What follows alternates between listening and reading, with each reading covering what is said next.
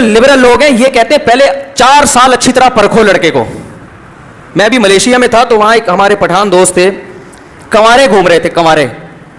میں نے کہا آپ کی عمر اتنی, نکاح کیوں نہیں کیا؟ انہوں نے کہا میں 24-25 سال سے یہاں پر ہوں تو میں یہی نکاح کرنا چاہتا ہوں, نیشنلٹی وغیرہ اور کچھ وہاں کے یعنی وہ مل جائے ان کو, اقامہ جسے کہتے ہیں عربی میں اقامہ کہتے ہیں, ریزیڈنس ویزا جسے کہتے ہیں.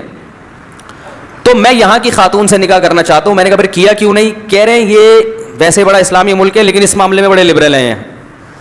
یہاں کی کسی خاتون کو نکاح کا پیغام بھیجو تو وہ کہتی ہے مجھے کیا پتا کہ آپ کی میری شادی کامیاب ہو بھی سکے گی کہ نہیں ہو سکے گی. تو پہلے دوستی لگاؤ, 2-4 سال تک اکٹھے کافی پیتے ہیں, چائے پیتے ہیں اور ریلیشن بھی قائم کرتے ہیں, حرام ریلیشن, تاکہ مجھے پتا چلے کہ آپ میرا میاں بننے کے قابل بھی ہو یا نہیں ہو.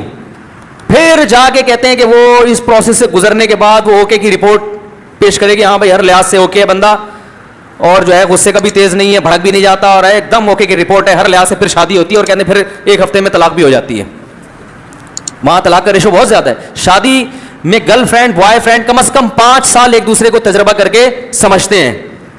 5 سال 4 سال, کہیں مختلف پیکج مختلف علاقوں میں چل رہے ہیں, کہیں 3 سال کا پیکج بھی ہے. کم سے کم پیکج 1 سال کا ہے, کم سے کم پیکج. اور یورپ میں بھی یہی ہے. گورے شادی کب کرتے ہیں؟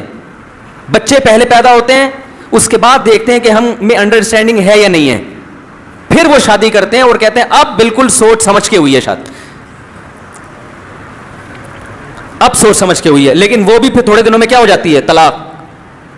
تو حقیقت میں تو نکاح کے بعد ہی پتا چلتا ہے کہ یہ رکھنے کے قابل بھی ہے یا نہیں ہے. تو اسلام نے اس کا حل یہ نہیں دیا کہ پہلے ایک دوسرے کو ٹیسٹ کرتے رہو.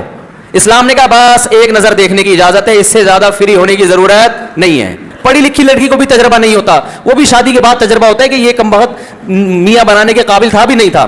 بلکہ 10 سال اگر گرل فرینڈ بوائے فرینڈ بن کے رہیں تو بھی تجربہ نہیں ہوتا. اصل زندگی نکاح کے بعد کی کچھ اور ہوتی ہے, نکاح سے پہلے کی کچھ اور ہوتی ہے. تو یہ سارا کلچر باہر سے امپورٹ ہو رہا ہے, ان سے متاثر ہے.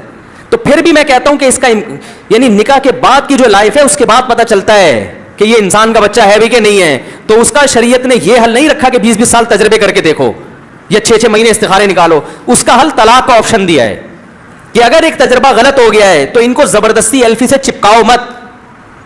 امساکم بمعروف, بھلے طریقے سے جڑ کے رہو, او تسریحم باحسان, نہیں بنتی تمیز سے علیحدگی اختیار کرو. ہمارے معاشرے میں تمیز سے علیحدگی کا تصور ہی نہیں ہے. بات آ رہی ہے سمجھ میں؟ ہمارے معاشرے میں یہ ہے کہ یا تو شادی نہیں کریں گے, استخارے نکالتے رہیں گے, بٹ کالا آ رہا ہے, پیلا آ رہا ہے, نیلا آ رہا ہے, بزرگ نے بتایا دانا الٹا گھوم گیا تو کالا ہو گیا تو نیلا ہو گیا, پھر انگوٹھی.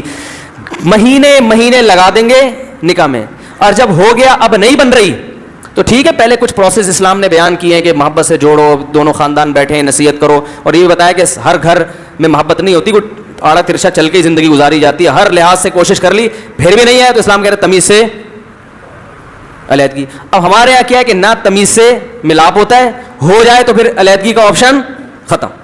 اگر علیحدگی ہو جائے تو لڑکی کی بھی ساری زندگی شادی نہیں ہوتی, اس کو بھی تانے کوسنے تو طلاقی ہے, اور مرد کو بھی طلاقن وہ طلاقی اور اس طرح کے تانے دے دے کے وہ بھی معاشرے میں منہ دکھانے کے قابل نہیں رہتا. پھر وہ والے اس پر الزامات لگاتے ہیں, وہ سسرال والے اس پر الزامات لگاتے ہیں. ایک اتنا گندے طریقے سے علیحدگی ہوتی ہے, پھر کئی مہینے عدالتوں میں جہیز پہ مقدمے چلتے ہیں. کہتے یہ چمچ جو ہے نا میرے باپ نے دیا تھا مجھے, یہ چمچ میرا واپس کرو, ٹھیک ہے نا. چمچوں پہ لڑائیاں چل رہی ہوتی ہیں, یہ ہو رہا ہے. تو اسلام کو فالو پورا کیا جائے گا تو پھر اسلام سمجھ میں آئے گا, آدھا فالو کریں گے تو سمجھ میں نہیں آئے گا.